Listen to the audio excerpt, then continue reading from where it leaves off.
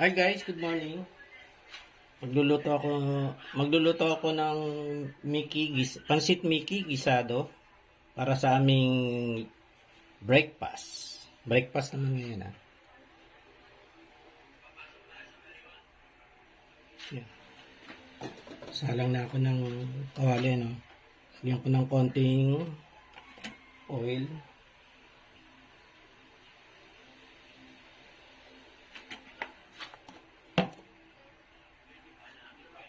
Okay, gisa muna ako ng sibuyas no.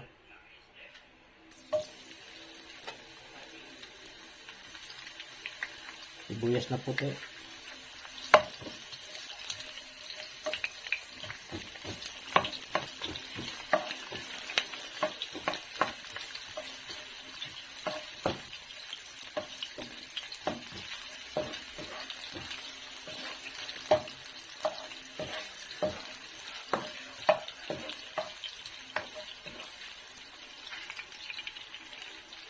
Bawang.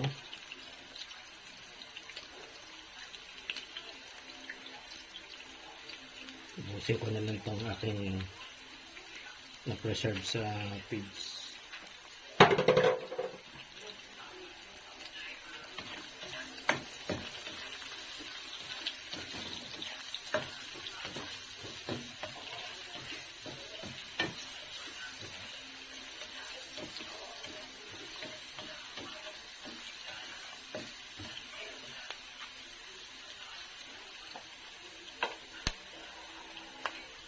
Chorizo. Dalawang chorizo lang to.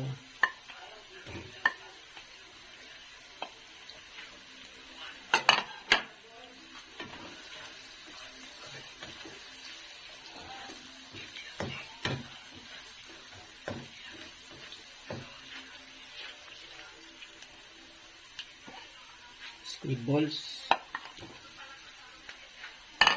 Mga 5 o 6 na squid balls na. Then pepper, konti lang din. Mga half a teaspoon lang.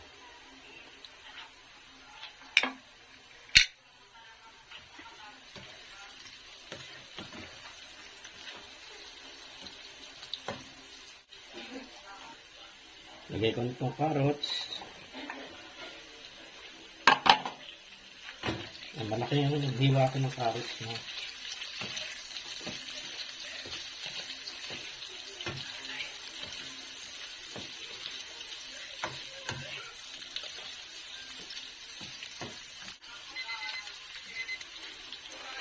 Toyo.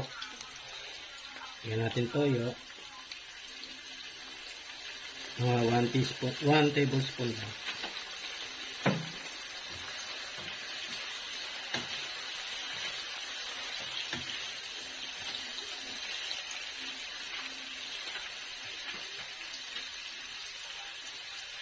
Repolyo.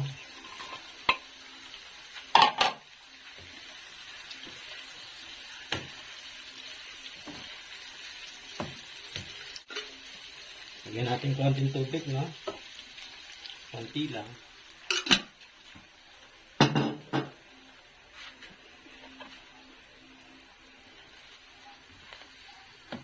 Lulutuin pa natin ng konti ang ating gulay. Okay, 5 minutes lang, no? Medium heat.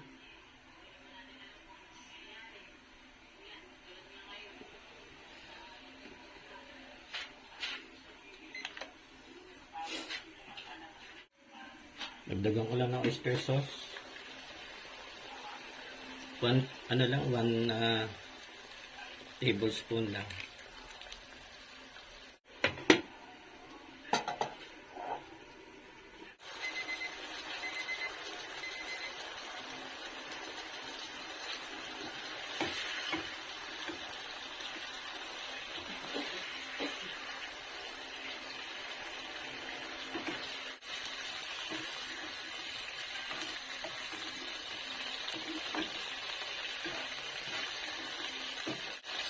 Same pan, 3 cups of water.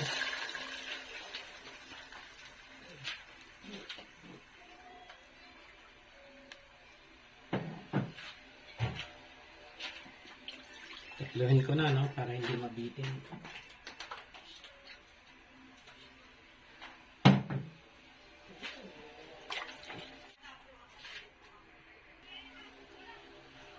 Toyo. 1 tablespoon. Liquid seasoning, no? 1 tablespoon. Paminta. Mga 1/2 teaspoon lang. Yan. Tapos pakuluin ko lang yan.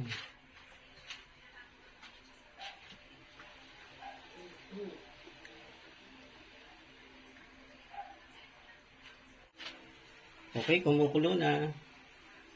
Bagsak ko na tong Mickey. Ano ko na pala to, no? Binandian ko pala para mawala yung yung kanyang mapait yan eh. Yung pait. Yan. Ang lutuin lang natin mga 20 minutes, no?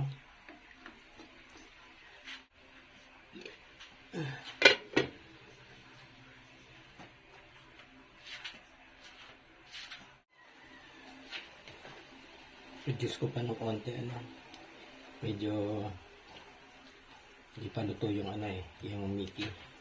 Ang taba. Yan. Pinabibili ko kay Mrs. yung yung kasing laki lang ng Pansit Canton. Itong binili niya, ito yung ginagamit sa satimi ng mamunlok. Ganito. Masarap yun, yung sa mamunlok, yung satimi. Yan. Okay, 20 minutes lang naman no? Simula nung isinalang ko yung yung Mickey.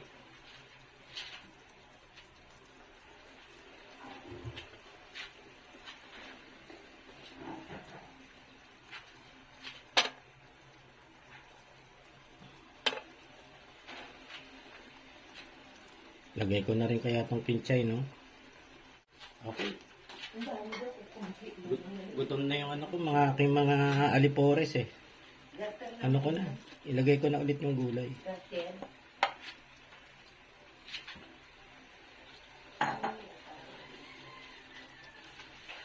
Yan, wala na naman sabaw, no? Gusto nila may sabaw ng konti.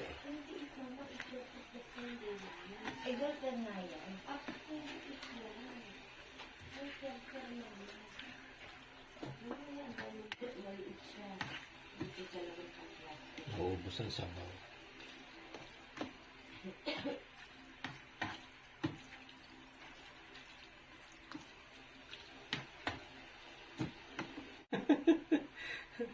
Gutom na.